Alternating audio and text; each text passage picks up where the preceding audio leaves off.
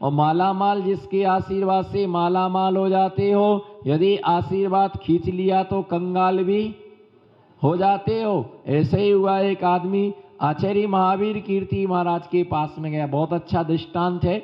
आचार्य महावीर कीर्ति महाराज गिरनार जी में थे, तो वो वंदना करने गया होगा। इस सहज नियोग है मणि कांचन योग। कौन सा? बोलो, क्या? सोचा ना हो, बोलो, सोचा ना हो और वो कार्य हो जाए, इसका नाम मणि कांचन योग। मणि माने रत्न होता है और कांचन माने सोना होता है। अगर वह सोना कीमती है, अगर उसके ऊपर मणि लग जाए तो वो क्या हो जाता है? मणि कांचन योग। किसी तीर्थ पर गए हो, भगवान के दर्शन करने के लिए गए, लेकिन सोचा नहीं था वहां पर महाराज जी मिल गए। अच्छा रहा, एक के साथ एक फ्री। बोलो, एक के साथ एक फ्री। भगवान के साथ गुरु, भगवान के साथ गुरु। सोचा ही नहीं था, इसका नाम है मणि कांचन, मणि कांचन योग। अब वो पहुंचा, अब महाराज जी के पास रास्ता में पहुंच गया। बोले, महाराज जी आशीर्वाद दीजिएगा। बोले, इस साल में किस चीज का व्यापार करूं, है ना, जिससे मैं बहुत परेशान हूं, मैं अच्छी तरह से मेरा जीवन यापन हो, परिवार चले। तो महाराज ने कह दिया कि इस बार चना का व्यापार करो आप, चना का व्यापार। और उसने कहा कि महाराज यदि आपका आशीर्वाद मुझे फल गया तो मेरी पूरी पूरी भावना है, बोलो, मेरी पूरी पूरी भावना है कि मैं आपको सम्मेद शिखर जी की, बोलो, मत कराना पर बोलो तो, मैं आपके लिए सम्मेद शिखर जी की यात्रा कराऊंगा। बिल्कुल पूरा चौका लेके चलूंगा, कुछ भी हो बिल्कुल आपके लिए यात्रा कराऊंगा। तो महाराज श्री का ऐसा कोई स्वार्थ नहीं रहा कि यात्रा कराना, पर आचार्य श्री ने शास्त्रा में बोल दिया है ना, जाओ आपका काम हो जाएगा। बोलो, जाओ आपका काम हो जाएगा। उसने चना लेकर के रखा और भाव अच्छा बढ़ गया और इतना उसको प्रॉफिट हुआ कि वास्तव में रोडपति से वो क्या हो गया? करोड़पति हो गया। लेकिन होता यूं है कि जब आदमी छोटा होता है, जब आदमी छोटा होता है तो भावना उसकी बहुत बड़ी होती है, और जितना बड़ा होता तो भावना क्या हो जाती है? छोटी हो। जैसे छोटा बच्चा गाना गाता है, छोटा सा मंदिर बनाऊंगा, वीर गुण गाऊंगा, वीर गुण गाऊंगा, माँ वीर गुण गाऊंगा, छोटा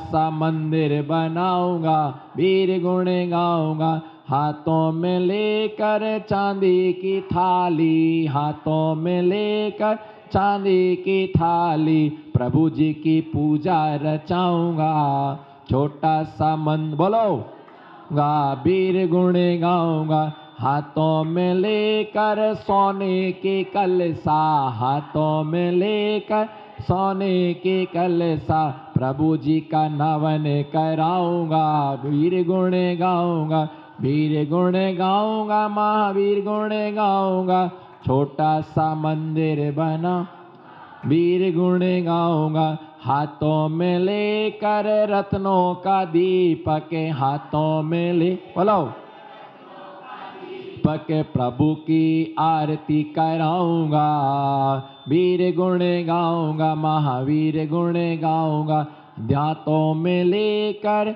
झांझे मजीरा। हाँ, कितना बड़े, हाथों में लेके झार मंजीरा, बाद में ताली भी जी नहीं बजाता, हाथों में लेके झार ढोल मजीरा, है ना, प्रभु जी का कीर्तन करूंगा। देखो, छोटा है पर भावना, बोलो, छोटा है पर भावना, हाथों में लेके सोने का कलसा, बोलो, कराऊंगा मंदिर जी में जलसा, हाथों में लेके, बोलो, भाव तो रखो, सोने का कलसा, चांदी की थाली, रत्नों का दीपक, भगवान की छोटा सा मंदिर बनाऊंगा, पर बनाऊंगा जरूर। और जैसे ही बड़ा होता है तो भावना क्या हो जाती है? बड़ा होता है, भावना छोटी हो जाती है, और छोटा होता है, भावना बड़ी होती है। जैसी वो महाराज के पास से आया, इतना माला माल हो गया, इतना माला माल हो गया, किराए के मकान से सीधा बंगला बन गया, गाड़ियां आ गई, काजू किशमिश का नाश्ता होने लगा। अब वो एक चीज भूल गया कि महाराज श्री ने आशीर्वाद दिया था, तो मैंने भी कुछ कबूल किया था कि मुझे महाराज की यात्रा कराना है। चातुर्मास पूरा हो गया, 6 महीने हो गए और महाराज शीतकाल में रुके और महाराज रुके रहे है ना। तो ये सब कार्य महाराज सोचे कि शायद भक्त आएगा, नहीं आया वो कोई बात नहीं, पर महाराज ने अपना विहार चालू कर दिया। अचानक उसने जितना कमाया था उसको दूसरी बार में ऐसा एक कर्म का चांटा पड़ा, ऐसा कर्म का चांटा पड़ा कि वो जहां का तहां आ गया। तो फिर किसकी याद आई? बोलो फिर किसकी याद आई? चलो महाराज के पास चलते, फिर आशीर्वाद लेके आ। फिर गया महाराज के पास, महाराज आशीर्वाद दीजिए। तो महाराज तो 18 भाषाओं के ज्ञाता थे, सब जानते ही थे महाराज, पक्षियों की भी भाषा समझते थे, पशुओं की भी भाषा वो जानते थे। उन्होंने कहा कि ये बताओ, आपको पहले आशीर्वाद दिया था वो फला नहीं क्या? बोले महाराज जी फला, लेकिन फिर से कंगाल हो गया हूं। बोले आप क्या वचन दे के गए थे? मैं आपको यात्रा कराऊंगा, फिर आप यहाँ पर दर्शन करने को भी नहीं आए। बड़े महाराज भूल हो गई है ना। आशीर्वाद फिर से अब की बार पक्का, बोलो अब की बार। जब लगा कर्म का धक्का, अब बात करने आया है पक्का। महाराज ने कहा ये आशीर्वाद बार बार, बोलो हल्दी बार बार नहीं चढ़ती है, हल्दी ईमानदारी से एक बार ही चढ़ती है, दोबारा नहीं चढ़ती है। कोई कोर्ट मैरिज में जाके कर ले तो हल्दी नहीं चढ़ती है, उसमें कुछ नहीं चढ़ता है, लेकिन शादी में ईमानदारी से एक बार क्या हल्दी चढ़ती है। आचार्य ने कहा कि आशीर्वाद एक ही बार दिया जाता है, एक ही बार फलता है, आशीर्वाद बार बार का नहीं। एक बार अच्छे से दे दिया है ना, बोले अब नहीं मिलेगा, गिड़गिड़ाता रहा, रोता रहा। बोले आपका क्या जाता है, आपको ऐसे ही हाथ करना है। उन्होंने कहा कि ऐसे हाथ उठाने मात्र से काम नहीं होता है, बहुत कुछ लगता है देने में। हमारा देने का मन भी होना चाहिए, हमारा भाव भी होना चाहिए, हमारे परिणाम भी वैसे होना चाहिए, है ना। कि जाओ आशीर्वाद है, पीछे मुड़ करके देखने का कोई काम नहीं है, जाओ फलते रहो फूलते रहो, आशीर्वाद है, कोई विकल्प नहीं करना, कभी कोई कमी नहीं आएगी। ऐसा बोलने के लिए शब्द अलग होते हैं और भावना क्या होती है, ये शब्द अंतर से निकलते हैं। जाओ तुम्हें कोई बीमारी नहीं होगी, जाओ तुम्हें कोई रोग नहीं होगा, तुम्हें कोई संकट नहीं आएगा, तुम्हें कोई परेशानी तुम्हारे जीवन में नहीं आएगी, ऐसा कह देते हैं। और यही क्या कहलाता है? आशीर्वाद कहलाता है। इतना सुनने के लिए बहुत कुछ करना पड़ता है। बोलो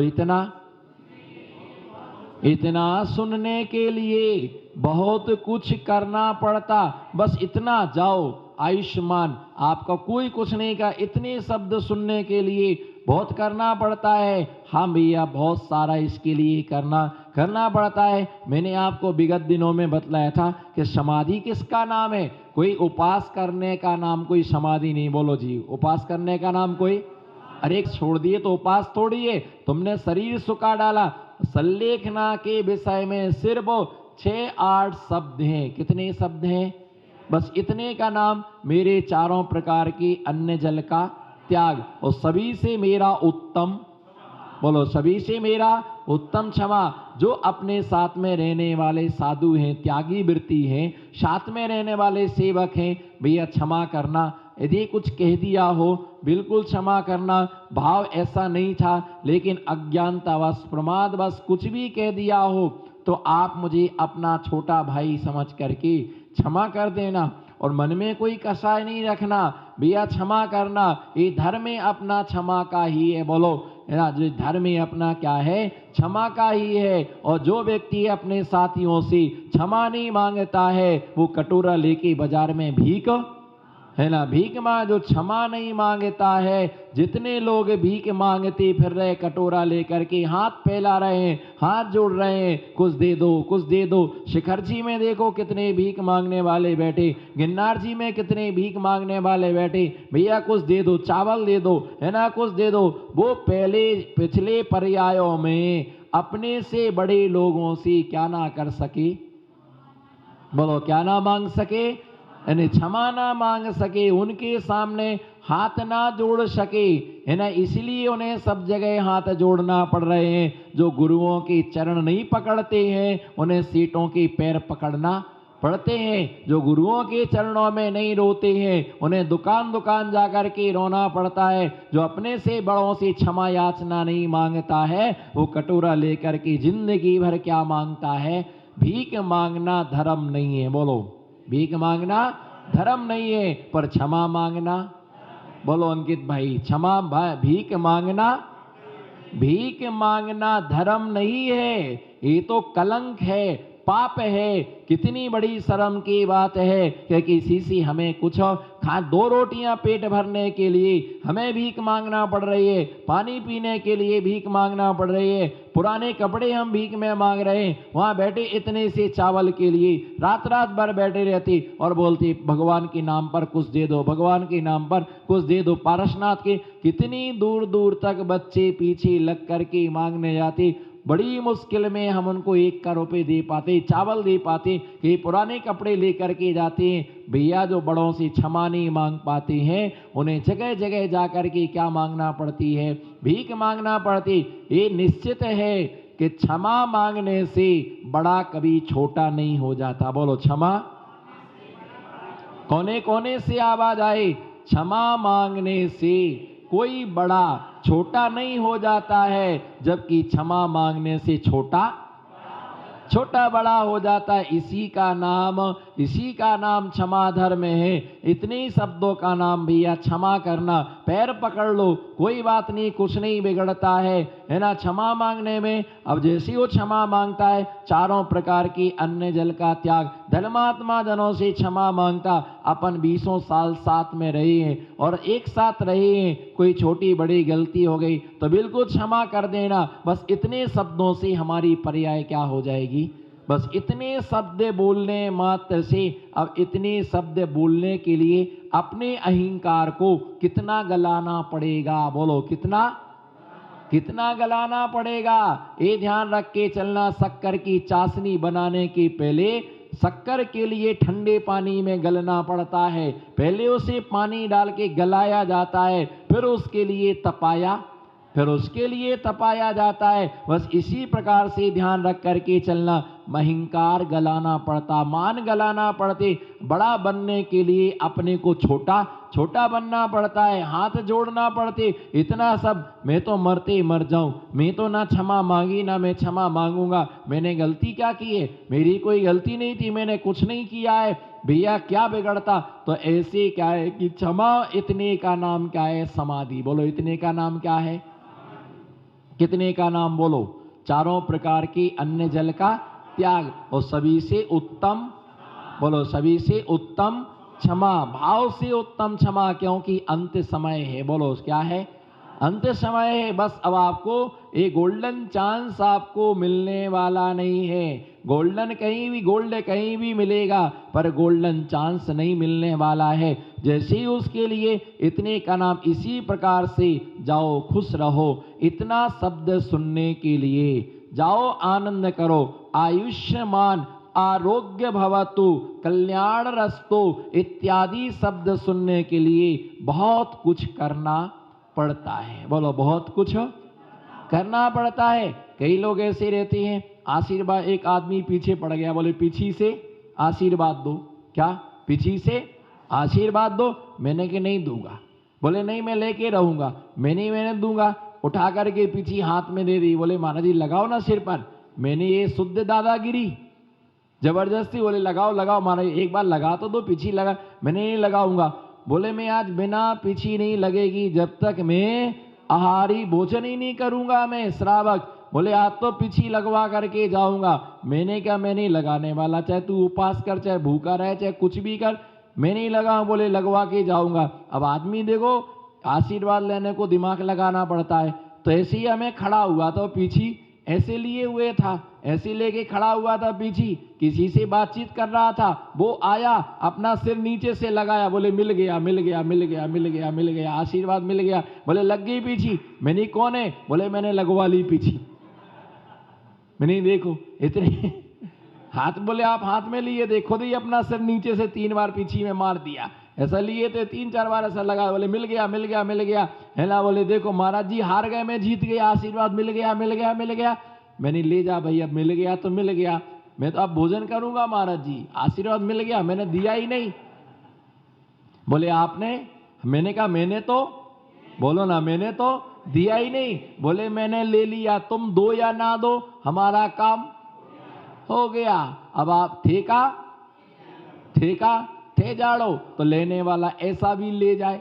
लेने वाला क्या होता है भैया, इतना इसके लिए, इतना हाथ उठाने के लिए हमें बहुत दिनों तक अपने हाथों को क्या करना पड़ता है, उठाना पड़ता है, तभी ये मिलता है। ऐसे ही परिणामों की विशुद्धि के लिए, परिणामों की विशुद्धि के लिए जैसे विशुद्धि से नमस्कार किया जाता है, वैसे ही क्या मिलता है, आशीर्वाद मिलता है। आप देखिए जो ये वर्गणाएं हैं, हाथ से क्या निकलती हैं, विशुद्ध वर्गणाएं निकलती हैं। जो आदमी क्रोधित होता है, जो आदमी क्रोधित होता है, मनोविज्ञान भी ऐसा है, मनोविज्ञान भी ये कहता है, साइकोलॉजिकता आदमी की ऐसी है, मानसिकता ऐसी है, आदमी जब क्रोधित होता है तो उसकी देह से काले कलर की वर्गणाएं निकलती है।